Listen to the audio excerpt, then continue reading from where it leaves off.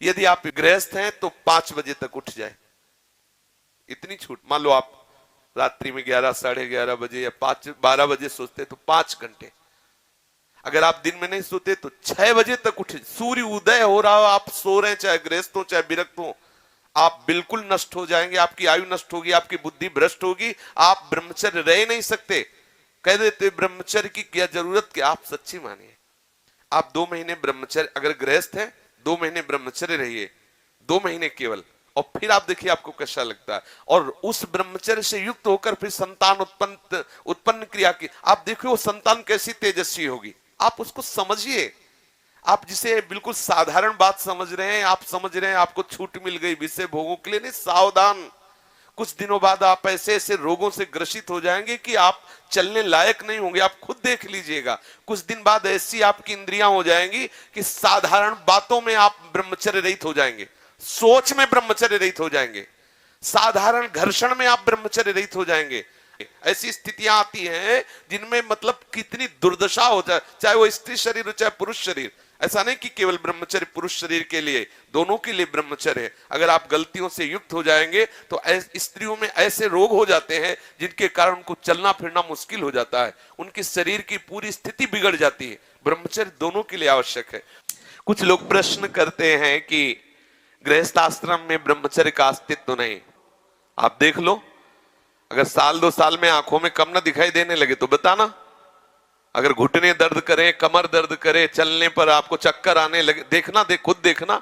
एक शरीर है, उसकी एक नियत क्षमता है, आप उसके अनुसार चल। गृहस्थ का मतलब ऐसा थोड़ी कि तुम्हारे लाइसेंस मिल गया भोगों का कि तुम मनमानी गंदे आचरण करो और तुम स्वस्थ। शरीर है तुम्हारा, कोई सोने चांदी का थोड़ी बना है। सोने चांदी का भी घिसोगे तो पतला जाएगा, वहां नष्ट हो जाएगा। भाई किसी भी चीज को, इसका एक संयम है। देखो, हमने पढ़ा है, शास्त्रों में भी पढ़ा है, जब भगवान गरुण जी की उत्पत्ति करने का संकल्प हुआ ना कश्यप जी को, तो 10,000 वर्ष तक ब्रह्मचर्य रहे। और फिर जब माता विंता के गर्भ में आधान किया तो अरुण और गरुण जैसे महापुरुष पैदा हुए।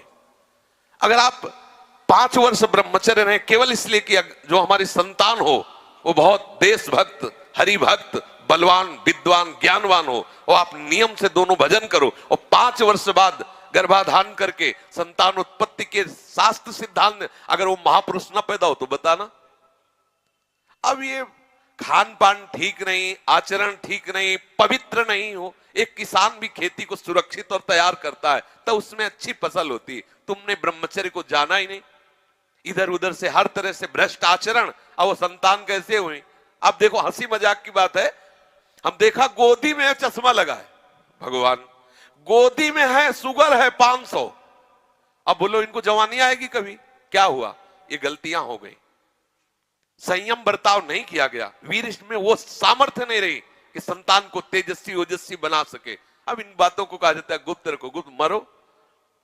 भाई आप जैसे कह रहे हैं सब कहने सुन, तो देख लो, आगे तुम्हारे आ जाएगा। अगर उठने में तुम्हें तकलीफ ना होने लगे कहना, अगर बादाम ज्यादा खाओगे तो लीवर खराब हो जाएगा। देख, कुछ दिन बाद देख लेना। ये जो लोग कहते हैं ना कि अरे बाबा लोग सब कहते हैं, देख लेना तुम्हारे पुरखा पानी पा जाएंगे। तुम तो हमारी आत्मा हो, इसलिए हम तुम्हें प्यार से समझाते हैं। जैसे हम कहते हैं तुम ब्रह्मचर्य रहो, हस्त मैथुन मत करो, गंदे आचरण मत करो, व्यभिचार मत करो। ये ब्याह की जो एक प्रक्रिया है आपको एक सीमित बांधने के लिए है कि आप भ्रष्ट आचरण न करें, आप धर्म से युक्त होकर भगवत मार्ग में चलें, आराधना करते हुए एक आराधक की तरह एक संयमित जीवन व्यतीत करें। लेकिन वो माना जाता है कि बाबा लोग हैं। कुछ लोग कहते हैं पहले खुद को देख लो, बाबा लोग जेल में हैं। एक खेती में सब फसल एक जैसी नहीं होती। अगर कहा जाए कि सब दुकानदार बेईमानी होते हैं या सब खेती में एक ही जैसी फसल नहीं, कोई गन्ने की भी फसल, गन्ने में भी कई क्वालिटियां होती है, आलू की भी कई क्वालिटियां होती है, ऐसे अलग अलग वृत्ति है, अलग अलग भाव है। तो हमारी बात को आज अगर नहीं मानोगे तो कल तुम्हें पछताना पड़ेगा, पक्का समझ लीजिए। संयम से चलो, गृहस्थ धर्म में रहते हुए भगवत प्राप्ति के योग्य हो जाओगे। जब आपको ऐसा लगे आपके पास तो व्यवस्था है, लगा कि अब मैं नहीं रह सकता, तो भगवान ने आपको इसीलिए रास्ता दिया गृहस्थ का कि आप पति पत्नी मिलकर के काम पर विजय प्राप्त करें। इसलिए नहीं दिया कि आप भ्रष्ट होते रहे। समझिए, आपके पास किला है, किले की आड़ से आप अपने को बचा सकते हैं, लेकिन विरक्त मैदान की लड़ाई है। ये जो लोग कहते हैं ना कि गुप्त रूप से नहीं, भूल न दें कुमार, ऐसा नहीं होता। तुम भ्रष्ट आचरण वाले, तुम्हारे पास चश्मा ही नहीं जिसे जानते हो कि कैसे विरक्त रहते हैं, रात दिन जलते हुए सच्चिदानंद तत्व में स्थित रहते। तुम्हें क्या पता, तुम्हें लगता है बाबा लोग हराम की खाते मौज मस्ती से रहते, हमको उपदेश करते हैं। अगर हमारी तरह तुम बैठ जाओगे ना, जैसे हम तुम्हें कह दें कि ऐसे रहो, तुम्हारे होश उड़ जाएंगे। ऐसे तुम खिलवाड़ समझते हो क्या?